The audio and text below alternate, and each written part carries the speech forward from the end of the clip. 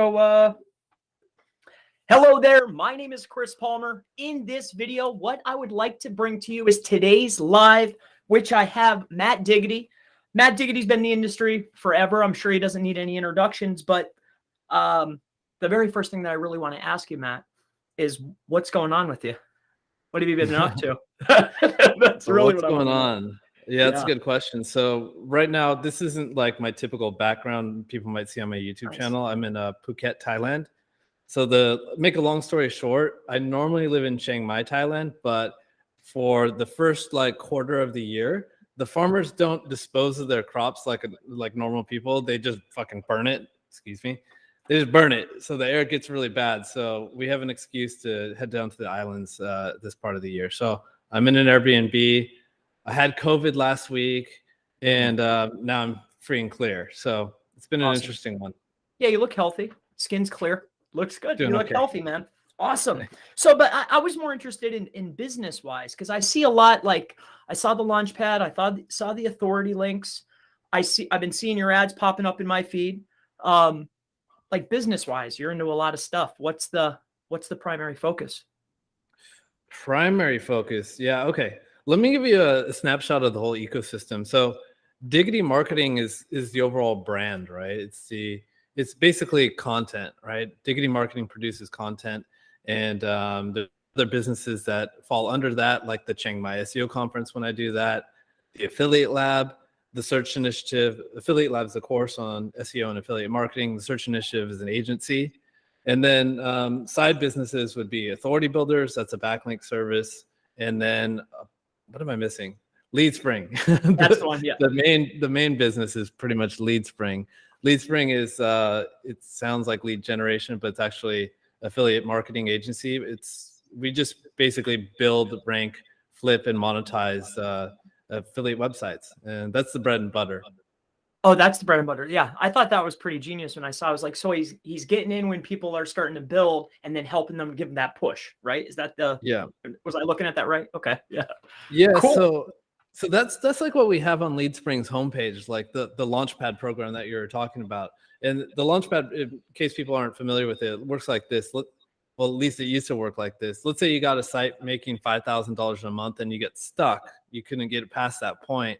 And you decided to partner with us, right? So we'll take over the SEO. And let's say we get you to $10,000 a month, meaning there's a $5,000 incremental gain since we've gotten on with you. Well, we would take half of that and you would take half of that. So you're now making $7,500 and LeadSpring's making $2,500. So that was the model back in the day. We've kind of retired that one. It's like an elevated level of that. We're partnering with like actual on the ground businesses like real estate agencies or law firms or something like that, taking equity in the business and then growing that way. So it's not, we don't really do it so much for affiliate sites anymore, unless it's like a really, really good opportunity, like maybe 6 figures a month, something like that. Why is there more flow with the attorneys and the real estate agents than there is affiliate sites? Or is it because the affiliate sites fail at some point? Well, affiliate sites are fighting an uphill battle. It kind of seems like it's always, I've been doing affiliate SEO since 2009, and it's always seemed like Google never really liked us. And there's always this product review update and this December 2020 update that kind of, at least to me, it seemed it was a direct attack on affiliate marketing and SEO. So I love the affiliate model because it's super scalable, and the flip, right? You can flip a website for 50x monthly profit. That's amazing. So I'll never ditch that. But partnering with like real businesses and on the ground staff, like the benefits are great because you're pretty familiar with EAT, right? That's not a concern at all when the actual people that are running the business have a physical location, like they're real people and definitely certified. So and you know, lawyers make a ton of money. So Makes you get sense. a piece of that, so you're doing good. Yeah. Nice. Okay, I understand that.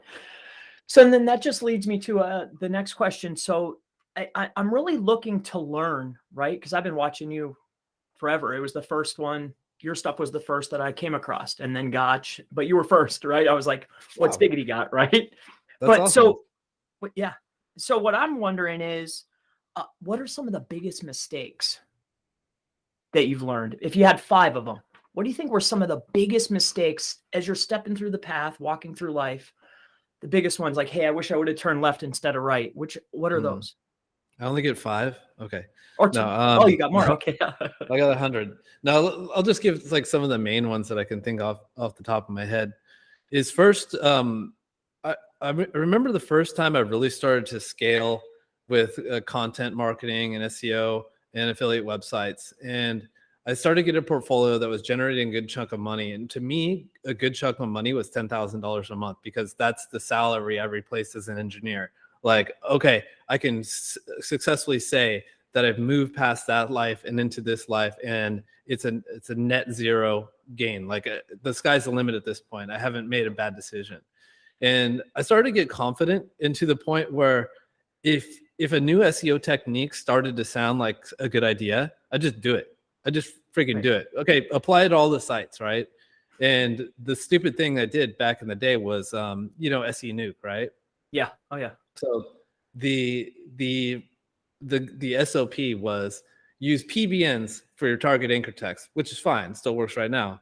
And then you use SE Nuke for everything else. So your miscellaneous and everything else. Penguin 2.1 rolled around, just demolished the whole portfolio, right? So that kind of just like it rekindled something in my head. I just always just snapped right then and there that I'm an engineer. Like, we always test everything before assuming anything's true. So I just started applying engineering to my SEO and running single variable tests before I deploy, like on an actual website and stuff like that. So in all, it was a win, but to go from 10,000 a month to like 300 a month, like I really was like, okay, I gotta call my old boss and come crawling back. It's a hard time. So that was a big one. I would say, gosh, and this is still a work in progress. Like, another big mistake is just not knowing how to hire. I remember hiring just based on like how everyone thinks you should hire. Like, you give them standard a test, you give them some trial tasks, and you ask them some generic questions like, what is your biggest flaw? And then you make a gut feeling check, and then you hire someone. But like, hiring incorrectly is the worst possible thing you can do. Like, you spend time training them up, you literally pay them. If someone's bad, they poison your whole culture. So I mean, not knowing how to hire, I wish I could go back in time and fix like what I know now. And the spoiler alert, if you guys want to know the key to hiring, just get a book called WHO, WHO, the A Method for Hiring. It's freaking fantastic. It's just like, it's just a process at that point. What else is a big mistake? Oh, here's one. I'm going to court next month over a asset purchase agreement. I sold a website and I didn't know how to make an asset purchase agreement correctly. It wasn't properly collateralized, so I got to go to court over $500,000. So get good lawyers, or get good people that will review your documents and contracts and stuff like that. That is always a good idea. I mean, other than that, like, I don't know. I kind of feel like this question is so loaded, right? Like, if you're, I think I saw Ray Dalio give this quote, like, if you're not embarrassed of the things you were doing 1 year ago, then you're not growing fast enough. So I'm always embarrassed of everything I've done. I always make mistakes, and I hope to just learn from them as I go along. Lots of mistakes. Any more? Any good ones, Matt? Since I got you, I mean, I don't know. Maybe if some come up, I'll interrupt to embarrass myself even further. So yeah, and that was like next on the list was, well, then, what would be some of the things you would do different, but you pretty much you wove those in there. So this is something that's been troubling me. So you're many leagues ahead of me, right? So what I'm curious of that always drives me completely crazy is, how do you give your family time without neglecting business? Do you have kids? 2, yeah.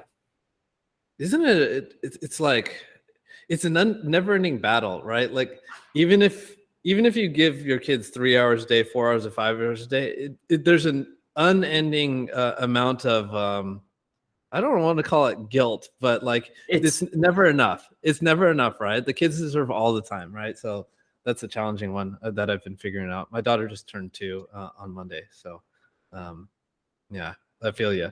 Yeah. But to answer your question, like I don't work that much. I mean, I get a lot done, but I don't work that much, and the reason because of that is I really track my time. So here's an exercise that I encourage your watchers, your viewers to give it a shot at. What you're gonna do for a week straight is you jot down every single minute of time when you're working, right? So if you start working at 8:43 a.m. and your work consists of doing emails for 17 minutes, then you're gonna log 8:43 to 8 o'clock Facebook, right? Or to 9 o'clock emails or Facebook or whatever task it was that you were doing, right? And then you do that for a week straight. And so what you're going to end up with is on a daily level and on a task level, how many minutes you're working on any of these tasks, right? So that's great. So you find out the first surprise you'll probably have is you're only working probably 4 to 5 hours a day. That's actually working. So when you go up to take a pee, that doesn't count. When you go eat lunch, that doesn't count. None of that counts. When you're messing around on Facebook and scrolling feeds and stuff like that, that doesn't count either. So only pure work. So it's like 4 to 5 hours, right? So once you do that, you can really get a sense for like how much you're actually working. Now here's where it gets great. So if I know that I'm working 5 hours a week and then multiply that by 4.25, there's an average of 4.25 weeks in a month. So that's like 24 hours, 24 hours a week and maybe 160 hours a month, whatever it is. Obviously, I'm not good at arithmetic, but then you take how much money did you make in a month? So maybe you made $10,000 last month divided by how many hours. Then you figure out what's your value per hour. So maybe it's $500 per hour. Maybe it's $1,000 per hour. Maybe it's $2,000 per hour. Whatever that is, if you can get anything else done for cheaper than that, then you're wasting money if you don't do that. If your value is $500 an hour and there's some task that you always thought like there's no one else who can do this, it's such a high level SEO task, only I can do this special thing. Well, if you're doing it and you could have outsourced it for $500 or less, then you're wasting money and you're hurting your business because you're defocusing yourself from the high level tasks that you should be doing. So I do this time audit once a quarter and I look in and see, okay, here's all the tasks that I did. Here's the ones that I can outsource that generate less money than my actual value per hour. So I get rid of them. And it's a constant battle of working 6 hours a day at the end of the quarter and then whittling that down and outsourcing more stuff and getting it down to 5 or 4, maybe 3 hours a day. And then another side result, I mean, obviously you get rid of a lot of stuff and you build a great team and stuff like that. But you also like, what do you do for those 4 hours if you got rid of everything that's not worth $1,000 an hour? Well, you're working on big stuff. Like you're making deals, you're buying businesses, you're selling businesses, you're doing the big stuff. So I highly recommend this. I know this, maybe my explanation can sound a little convoluted. Maybe you need an example, but I'll make a video on my YouTube channel. And, I get it though. That made perfect sense to me. That was okay. Yeah, it sounds like you've thought about, so each of my questions you've already thought about extensively. So much so that you've broken it down by the minute to write down. Yeah, so interesting. You have to do it by the minute because everyone thinks you work 8 hours a day. Like I started at 9, I ended at 5. No way you worked 8. You weren't freaking grinding the whole time. Like it's more like 5. Never. So this is another thing that I'm curious of.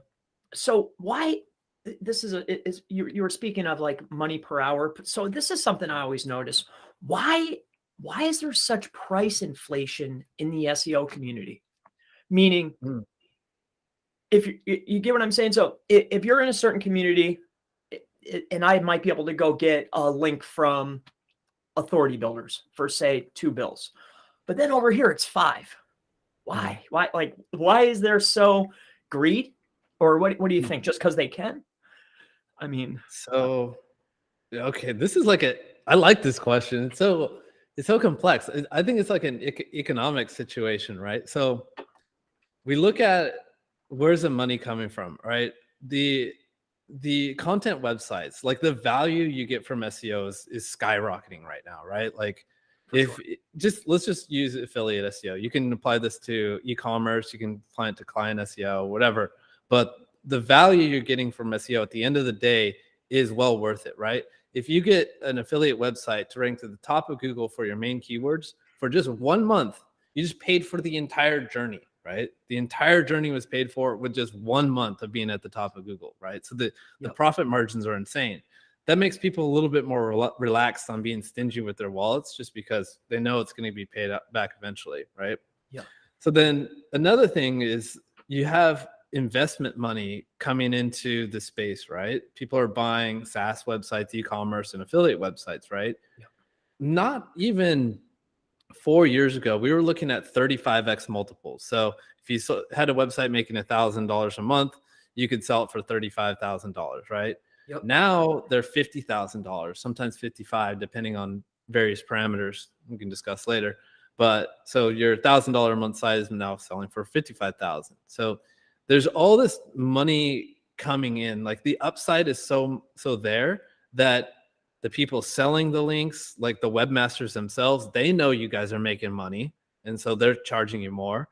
The you know that you're going to make it back on the back end. So I think it's just like the economics of this whole thing are kind of just finding their stable state. I think the only thing that might be affected by like this whole environment is content. Like we have AI content coming out that might push down the cost for writing or human writing, just because how do you compete with a robot price? But everything else, you're right. Like SEO services, well, there's legit inflation in the real world too. Like everyone needs For sure. more money just to eat their food and stuff. But I've just noticed this. So it sounds too like at least with the websites, because I watch that just to get ideas for niches. So it's like there's less stock, but there's more buyers, so interesting. So that's interesting. Yeah, that was always it just I don't know, it drove me kind of crazy. It's like, man, I could go and get it here, but this guy's over here. Should I raise my price? Should I lower my price? Like I don't know where to go. So this another thing too, this just popped in my head, is like Google always trends towards higher quality, right? Like their algorithms are designed and their engineers are plugging away, just trying to get everything towards higher quality. Like the links you need more higher quality, the content you need needs to be researched and all that kind of stuff. So like the requirement to rank too is going up, and typically higher quality is you're gonna have to pay more for it. You need to be on better websites. You need to have better writers, stuff like that. You got to be able to count better now, for sure. Yeah, totally. Yeah.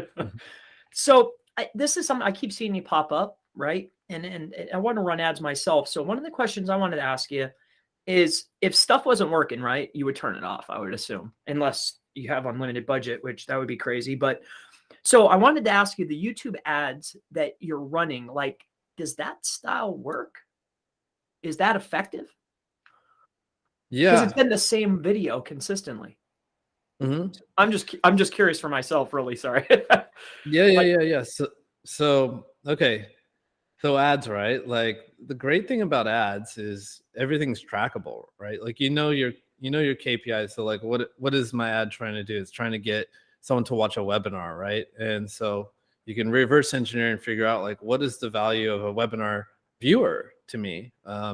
It's worth 95 cents. So I'll tell these algorithms, don't pay more than 95 cents or whatever that number is for a viewer of the webinar and stuff like that. So it's way more trackable than SEO, right? Like SEO, thankfully we know the ROI. Like I said before, it gets paid back at the end, and you'll get there. But paid ads is like your numbers while you're doing it, which is a great aspect of it.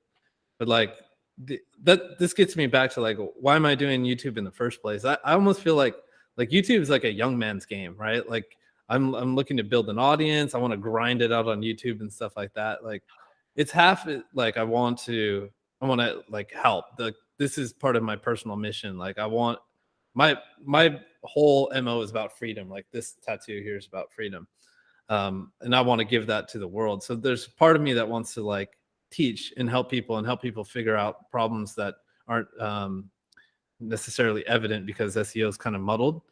But the other part is like YouTube is great for retargeting, right? So you build up a subscriber list and you retarget ads to them. Like those are your best people to like encourage to take the next step with you, or check out this service that you're offering, or learn this new thing from me, something like that. Awesome. So the answer is heck yeah, Chris. Those are great. Yeah. They're great. I like ads. Yeah, of course. So, and then that brings me to links or affiliate. So flipping the sites or flipping links, what's better? Or both? Well, both, I know. But if you had to choose, which one's better? So, okay, I'll give it to you straight. So like on the monthly level, like on a normal like month-to-month level, like selling links is great. It's steady income and it's something that people need all the time. Like this, it's not seasonal at all, right? It's just yeah, and if you do a good job, like yeah, the business comes back. And affiliate can go up and down. It goes up and down with the Google algorithm. Some niches are seasonal. It's like I think every niche is pretty much seasonal to some degree, but it's the flips, man. Flipping an affiliate business and just getting a 7-figure payday, like there's nothing like that. It's not that hard, right? With a 50x multiple too, to get 7-figure payday. Like you just got to get a site to make 20K per month. I'm not saying that's an easy feat, but that's definitely not that challenging if you're good at what you're doing. And that's awesome. That's a great part of it. And then for you, you've probably done this hundreds of times, because I get this question tons, right? For you, since you've pretty much solidified the process, what's it cost to get a site to 20K a month? Like to get it to where it's clicking, in your opinion? I did. Okay, so I don't remember these numbers off the top of my head, but I have a case study like on my YouTube channel. It's called like we got a site from 0 to whatever. I don't know. some title. There's a title. There's a case study, but I broke down the cost too, and the ROI is something like 400% or something like that. I want to say we invested grand total around $50,000, and then we flipped it for $600,000, something like that. So that would mean like 1,000% ROI. Okay, I don't remember. Just watch the video. Yeah, watch the video. All right, nice. Yeah, I know that's jumping down the list here, but so and so if you're launching a magnitude of projects, let's say 5 at a time or 10 at a time, 20 at a time, how many of them are a flop? Because I don't hit every single time. You know, like I don't. You know, I don't either. Okay, so so don't worry about that. Don't worry. I mean, yeah. You don't have that much control over it. Like I would say that none of them really like flop. Like they'll all do something, you know, they'll all get some rankings and traffic, but they might not make the money that you expected. And that boils a lot down to just thinking a niche is good just because you like what it is. Like smart homes, I think all the smart devices are great. Like let's go into it, but you don't know how much money it makes. So that's why it's good to, like what you said, is like look at marketplaces, see what's selling, and look at their profit and loss sheets and stuff like that. So I would say like we don't start that many projects per year, maybe 3, only about 3 per year, because we're going for big stuff and we really got to choose our battles quite well. But out of those 3, only one of them is going to really take off and be amazing for the business. The other 2 are just kind of like, okay, these will be fine. We'll sell the site in a year or something like that, but it's not going to hit stratosphere levels. Interesting. So I shouldn't feel bad then. So I don't hit every game. It's part of the game. Yeah, it's almost like launching pages, really. Like not every single page ranks right away. You gotta mess around a little bit. Yeah. So okay, so 100%. I feel good about that. So this is an interesting one, right? I wrote these, they came to me. So what do you think that the life cycle of an affiliate campaign is? So what's the general life cycle for you? You know, like I've just noticed that, like I have like an electronics one. Oh, that was a miserable mistake, but like it was great. Oh, I did pressure cookers, right? You know, those one pot things, I was doing really good for about 8 months, and then just boom. So like, what do you generally see? Like, how long would you ride the wave is really what I'm getting at. Yeah. I mean, on a long enough timeline, all websites are going to die, right? Like it's just, it's hard to stay above the algorithm. And like the stuff, like even a website like New York Times, right? Like the stuff that they did 10 years ago, right? That was brilliant SEO to do at that point in time, but it's dumb now. So like it's constantly like cleaning up old work and debugging like what went wrong. And I feel like no matter what, like no matter how good at SEO you are, you're gonna get hit at some point in time. And it's just what you do at that point. Like, can you debug it and can you figure out like what went wrong? If you can continuously do that, I think you can work on a website forever. Like all these websites that got demolished, like Gear Hungry, like I'm pretty sure they can recover that, but are they willing to do the work and do they know what went wrong? So like some example, like probably the worst hit like I experienced was probably December 2020. And there was a core algorithm update, but I noticed like, well, at least me personally, like a lot of my affiliate sites got hit. And then in affiliate SEO mastermind, like tons of people were just like, I just got bulldozed. Like this, what's going on? I feel like they attacked affiliate sites. So we ran a correlation study and just took a look at all these various factors. Like what do affiliate sites have that make them look like their affiliate sites? Links above the fold, a high proportion of affiliate links versus normal links, a high proportion of commercial best of content versus informational content. And it was that last one that had correlation. The more commercial content you had versus informational, the higher traffic loss you experienced in the update. And we looked at tons of websites and saw this nice correlation line. So then took action. And then for 6 months, all we published was info content. Now the site's traffic graphs look straight vertical. So it's just like, you got to look at the face of like what just happened here. Try to debug that went wrong, and you can recover. Like we recovered our entire portfolio, and it's been great ever since. So I think like on average, if you're not doing that, if you're kind of just like, okay, whatever's working today, that's what I'm going to do until it doesn't work anymore. I would say probably the average lifetime of a website is like 2 to 3 years, something like that. But if you can debug and recover, infinite. Nice. All right. So I'll go into like the top 5 things to ensure a high multiple. That's a good one for me, I think. So what do you do to ensure like you can get those bigger, pick the right niche, obviously, but better stuff. You want to max the multiple, right? Yeah, of course. Okay. The best thing to do is just make more money. So like a website making 50,000 a month gets a higher multiple than 10,000 a month. They scale as well. So that's one thing. The second best thing is actually, this one's probably more impactful. You want to sell on an upward trajectory. So if you sell while the traffic's gaining, the revenue is gaining, you're looking at a 55x multiple right now. If you sell when it's going down, you're looking at a 45x. So timing's perfect. Like, don't wait till the shit hits the fan. Wait, do it on an upward trend. On top of that, what do we have? Like diversification. Diversify your traffic sources. So if you have a little bit of social, like get a Pinterest if that works in your niche, or maybe some paid ads, and make sure the paid ads are profitable, and that'll help. Different monetization sources, so display ads, email marketing, like as much as you can, that'll help your multiple. And then, I mean, that's all I can really think of right now.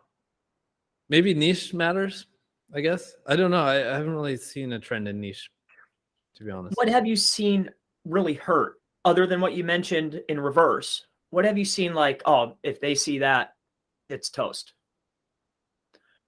Anything, or no, it doesn't matter as long as it's making money? Maybe just risky things like 301s. I mean, as a buyer, I'm not that into buying a website that has a bunch of 301s. So me neither. Okay. Yeah, I got you. Interesting. So when you're starting, you don't ever start fresh domains, right? Never. Sometimes if it's like in a brand new niche that like I don't know, maybe I wanted to get into NFTs right now. Like you would have to start an NFT domain from scratch. Like I'm sure there's no like NFT domains on Empire Flippers right now that you can get a hold of. So you're a gambler then? You gamble? No, I don't like gambling. Do you gamble? Heck no. I like poker. Yeah, I like You like poker. poker? Yeah, I but don't. with my buddies though, not like online, not for anything real. Yeah. I prefer to lower risk. Like that's why 90% of the time I'm buying existing sites that are already making money and already proven that like Google likes this domain. I think like at a certain point in business's evolution in this game, like the worst mistake you can make is wasting your team's time. Time is more important than actually like monetary resources. So you gotta like pick projects that you know are gonna work. Okay. And man, like we talked about in the very beginning, you look bright, right? You're like you look. Have you found that tracking macros, exercising, do you think that helps your performance? Sheesh. Let's see. Sleep is the biggest lever for me. Like, No, man. dude, Killer do though. you have a Oura ring? No, I've been pondering it though, like like tracking Dude. like the REM sleep and everything, but it's like I don't know. You know, like when you first get going, it's like, oh, I got to do this, I have to do this, I have to do this. It's the best and worst decision you can make is to get like a sleep tracker like this. Like, if you have a great sleep, and you'll get to that point, like you'll start split testing stuff and realizing, oh, if I eat too late, this is gonna make me sleep like crap. If I look at my screen like before bed, that's gonna make me sleep like crap, right? But so like a lot of the time you're gonna have a great sleep, and then your day is gonna be awesome. And you're gonna feel great. Yeah. But when you don't have it, it's like, okay, I have to feel like shit today. No matter how I feel, the ring told me I have to feel terrible. So like you're gonna get some So it's like a landmines. mind. Yeah, totally. But overall, like sleep tracking has been incredible. I mean, I also just try to stay healthy, work out and stuff like that. Eat well. Yeah. Every day? I eat every day. No, not eat, exercise every day. No, like 4 days a week, something like that. I know that wasn't on the list. I was just curious. Cool. That's a good question. Yeah. I mean, that's the stuff I really wanted to ask. Like the SEO stuff is for the, I was curious, like, this kind of thing is what I'm curious of. But in any case, so the conference deal, right? I really want, because I see an opportunity, right? I like the idea of the conferences. Not to your level, obviously, but if there was any mistakes, right? What's the lesson? Is there any lessons that were picked up along the way? Like, hey, Chris, don't do this. Don't do this. What do you got? Yeah. Anything like that? Help me a little bit. Should I say it? I mean, honestly, having a conference. All right, I'll put it like this. I won't say it the way I was going to say. I'll put it like this. So we didn't have the conference in 2020 because of COVID, right? And all my businesses went like like that. Conferences take a ton of time, right? So like you're preparing all year for something that just happens in 1 week or maybe 1 day, right? Yeah. It takes up a lot of your time, right? And so the other part about this that's not that awesome is like a lot of people say the upside is, well, but there's this intangible benefit. Like you have no idea like what this does for your brand, your reputation, and like the deals that you can make, the opportunities that will come to you. But like that's also a bad thing. I do not have any idea, and I should, because I'm a marketer and I do SEO and I can track all these things, and I should be able to figure out what I get out of my time and stuff like that. So in that sense, like the conferences are really challenging, and you have to really do it for the love. Now that said, like if you can create something magical, right? If you can create something where like people are coming together, it's like a high school reunion type vibe, and friendships are being made, like it's worth it. And someone needs to do it, that kind of stuff in this industry, because it's it needs conferences that are fun, right?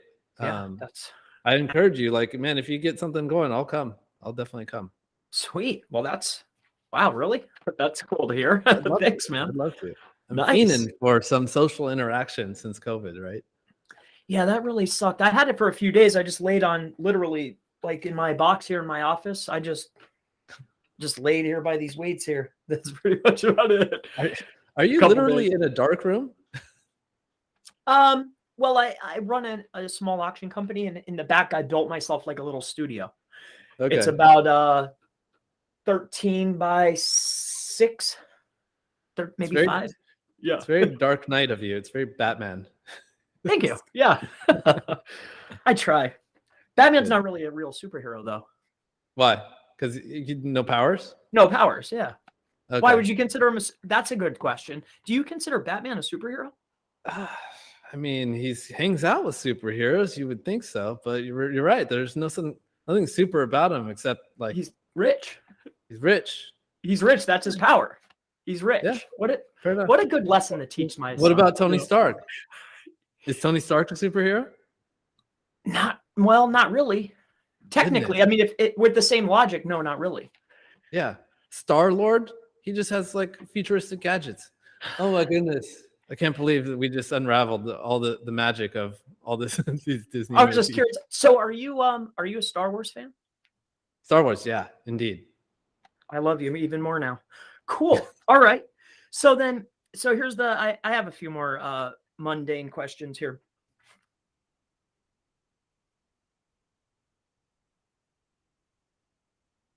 For the outreach over, like, say, just like guest posts? Like, have you seen an actual massive benefit? Like, to me, it's just like, why would I want to go and do all that work when I could give this guy $50? Mm. You know what I mean? Yeah. Yeah. So to be honest, like for our projects, we want every link we can possibly get, right? Like, so our criteria is we have like a metric criteria and a traffic criteria. And the main criteria is if we don't have the link already, we want it. Like that's how our link builders know they should build a link or not. Is if it's not spammy, then we want it, right? So that means we need to get links from all directions. Like we definitely rely on guest posts, and we'll use authority builders for that. We'll do like some level of guest posting. Like it needs to be done manually, and it needs to be done with a persona. And like if you look at like Diggity marketing, for example, like I'm doing guest posting on HubSpot and stuff like that. Like that needs to be done manually. It can't be just purchased and stuff like that. Yeah, So your backlink profile is ridiculous, dude. Yeah, I've seen that. So yeah, I mean, and then we're doing link insertions. Those are done through outreach and yeah, all Haro, all the above. Like you really want to do it all. Like if you're going to compete at the crazy levels and stuff like that. So I wouldn't say one's better than the other, but I do like the blend together. Like you do need the Haro and the digital PR for those high end links that you can't get anywhere else. Link insertions are great for link juice because you're getting links in articles that already have links going to them. So those are awesome. But you can't have too many of those because that's a pretty unnatural thing to have a link profile that's all based on edits of existing content. So you got to get links on new content. That's what guest posts are for. So you kind of just mix it all up. And I don't know. I don't have a perfect ratio. We just want all of them. I see. So and when you're doing, so then I heard the PR, right? Guest posts. But what about the literal, like, okay, I go scrape the competitors' links and then I'm like sending emails, like that type. Do you think that that's worth it getting into the link graph that way? Because I've had success on some accounts and that's what we did. And it worked wonderful. And then I've tried it in other niches like a chiropractor and it didn't work so well. I just went and bought a bunch of links, you know? Yeah. Yeah. I don't know. So like sniping, right? Like you're looking at your competitors' links, and especially like that link intersect feature that Ahrefs has. Like you just take your top 5 competitors and look at what are the links that they all have that I don't have. Like those are ones you probably really need to get. So yeah, in those kind of cases, like I think manual outreach, you do need to get that done. And it's also always going to be like cheaper if you're doing the manual outreach yourself. Well, depends if you count like your staff costs and your time costs and all that kind of stuff. But I like doing manual outreach for link insertions still. I mean, we still have a huge, even though I own authority builders and we have links on Fleek, still like we have our own outreach team at LeadSpring too to fill in the gaps on stuff that authority builders doesn't do. Oh, so then yes, you're a massive fan of getting in the link graph. Not just the ones that they all have in common, but if these sites all have these links, you should go get those for sure. Yeah, In your opinion. totally. Yeah. Yep. Okay. I was just curious. And then so this is a good one. I get this a lot. So we've talked about links numerous times, right? What percentage of SEO do you actually think is links? I think it's drastically gone down. Do you think different? I feel so. Oh, your questions are so good. I think like SEO, as you know, is just content and links, right? If you do really good at one of them, you need less of the other. You do really good at both, and you're really destroying everyone else in the SERPs. So I like all the time, right? Like I'm looking at websites all the time for purchase, looking at marketplaces and stuff like that. I see cases with DR10s, DR13s, and stuff like that. And whenever they have low authority and low amount of links, you can bet your buns they have a huge amount of content on their site, 500 pages, all niche down right in this tight topic cluster. So like content's super important, right? And then you see things the other way too. You see a DR60 website with the worst content on the internet, but it's still doing well. So like what is this? Who wins right here? I feel like yeah, you're right. Content is starting to push into links and becoming more important. But then again, like the sites that are really crushing all have a ton of links, right? Like all the high ticket affiliate keywords, all the high ticket, like any kind of business keywords are all on DR70s and above, right? It's like you even have your parasite SEO, like Riverfront Times, The Observer, and stuff like that. Why are these websites expert on male enhancement pills? Of course they're not, but they have a DR80, right? So it's tough. I feel like the DR and the authority will lock you into safety, right? You're less susceptible to algorithm updates and stuff like that. The content you can get fairly far, but I feel like really at the high level you need both. Such a tough question. Maybe Yeah, that maybe drives it's me like nuts. 45-55 links content, I guess. I have no clue, man. I have no clue. You want both. You need both.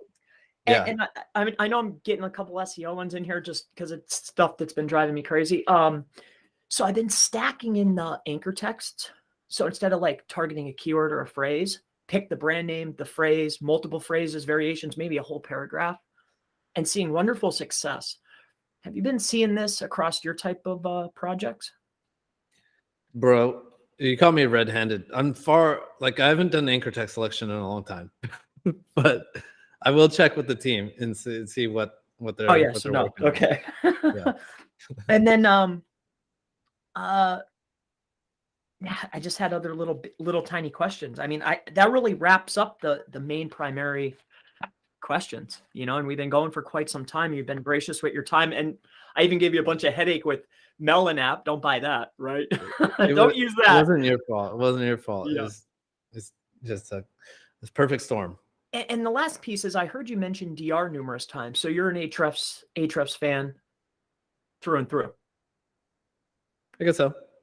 Yep. Awesome. Well, I appreciate you, Matt. Thank you, brother.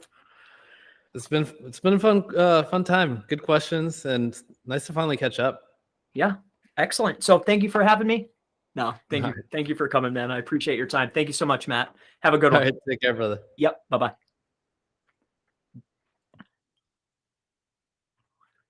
Cool, man.